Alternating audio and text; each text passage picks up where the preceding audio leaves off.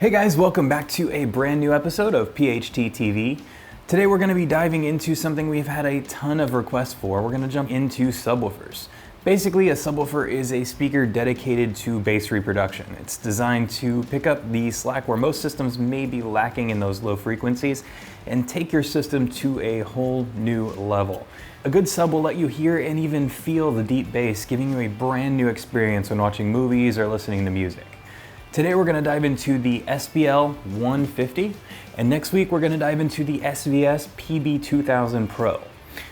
As we've done with a lot of the unboxings this season, I also want to pull the components out and show you the insides as well. All that said, if you haven't already, please click that subscribe button below and click the little bell next to it to enable notifications. Don't miss an episode and get updates with every new release. This will also be the first step towards making you eligible for any of our contests and our giveaways that we have in the future. Now, as always, before we dive into the actual unboxing, let's get some stuff out of the way that we've seen in the questions and in the comments sections. First and foremost, do I need a sub in my system?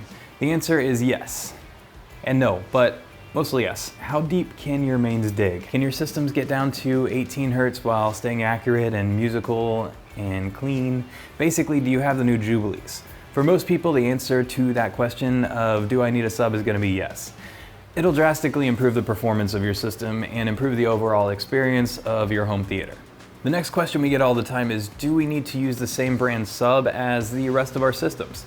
You've probably seen my take on this with front of house and surrounds, where I typically recommend keeping your systems matched throughout. Subs is where this is going to change. Basically, get the best sub for you. I don't care about brand, I don't care about materials. Low frequencies are far more forgiving when it comes to these types of things. When I had the pre-listen sub up here, it was awesome, and I left it in place with a ton of different setups until we remodeled. We see SVS paired with Klipsch all the time, and it works beautifully. On the other hand, we do see Klipsch match with Klipsch all the time, and it works great, and it gives the added bonus of matching in appearance as well. Again, get what is best for you. If you have any further questions though, feel free to ask, but I'm done waiting. Let's go ahead and get to what we came here today for. Let's unbox the Klipsch SPL-150, the biggest and baddest in the SPL line. Let's go. As always, we're going to cut a little bit sideways to avoid damaging internal components.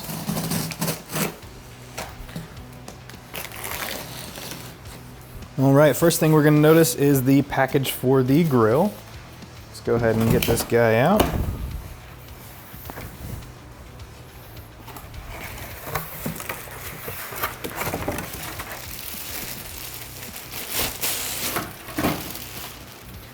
Set this guy off to the side over here.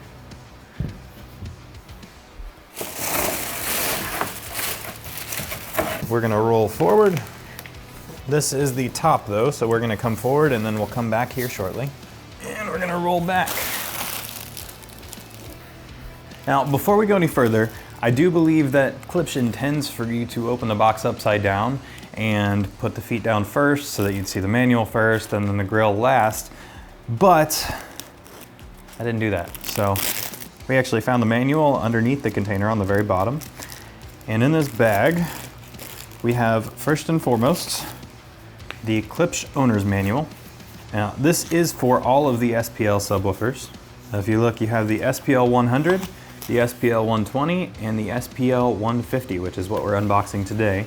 That is the 10-inch, the 12-inch, and the 15-inch. So this is the user manual for all three. Then you have your warranty information sheet, your important safety instructions, your how not to break your speakers guide, and your IEC power cable. I'm gonna put the manuals back in the bag and the power cable back in the bag. And now let's check this bad boy out.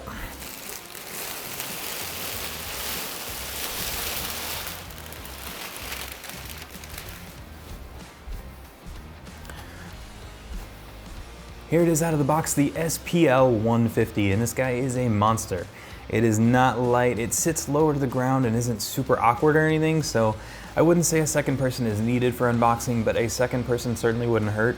If you've got a buddy available, maybe offer free listens in exchange for assistance or something like that. But it is a little over 75 pounds, stands at 21.5 inches tall, 19.5 wide by 22.3 inches deep. As for specs, you're looking at a 15-inch cerametallic woofer and a Class D amp with 400 watt continuous and 800 watt peak power, a front firing port, and all together providing a frequency response of 18 to 125. Spinning around back, we can take a look at the controls. Nothing out of the ordinary here. We do have our on-off switch, which also has auto capabilities, a phase switch, a low pass frequency, and a gain knob. Next we see our inputs, and lastly we have our WA port. And to those of you that don't know what this port is, it's designed for an add-on component where you can add wireless capabilities to your sub and give it a little bit more versatility. That's about all I'm gonna go over as far as specs. As usual, it is all in the spec sheet, so if you need a closer look or if you wanna print out a copy, Klipsch almost always provides this manual and spec sheet for you at the bottom of every page on the product description. So you can check it out there and print it out if you need to. Now, you guys seem to like seeing the internals of all these guys, so let's do that here as well. Let's take apart the SPL-150 and see what it looks like on the inside.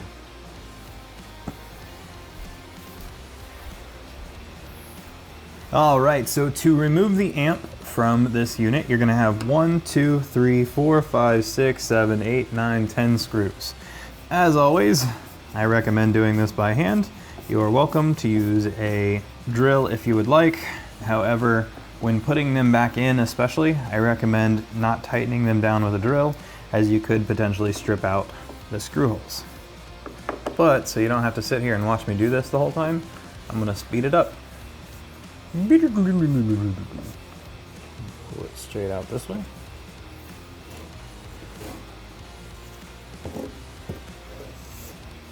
As with all our other things that we've taken out, you do have our locking spade clamps. Pinch, pull, pinch, pull, and I'll show it to you one more time.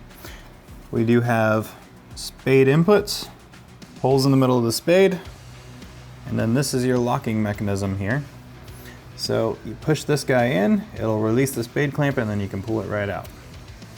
Now this little guy here is going to be for your LED. So all you have to do for that is just pull it out, and your amp has been removed. This is your SPL-150 amplifier.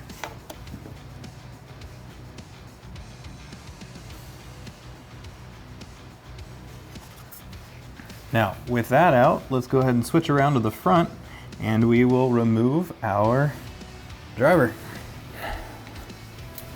Now, you're gonna have 8 screws on the driver as well.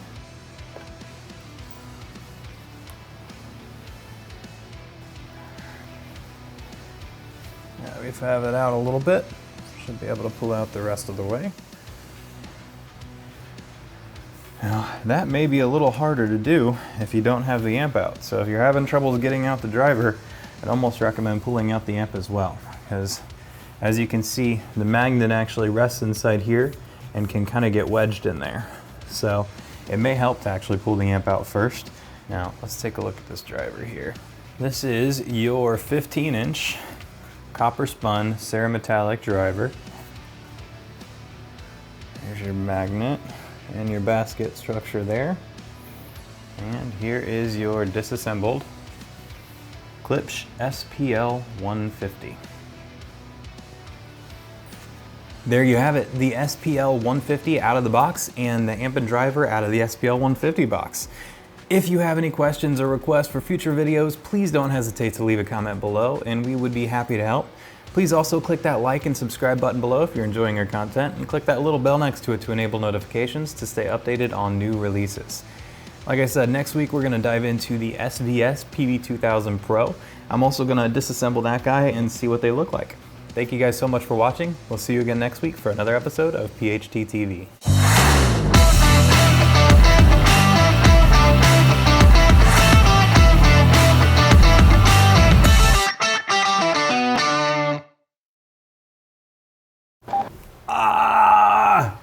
I sat like that for too long.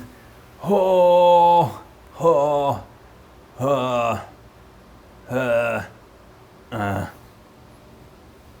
mold.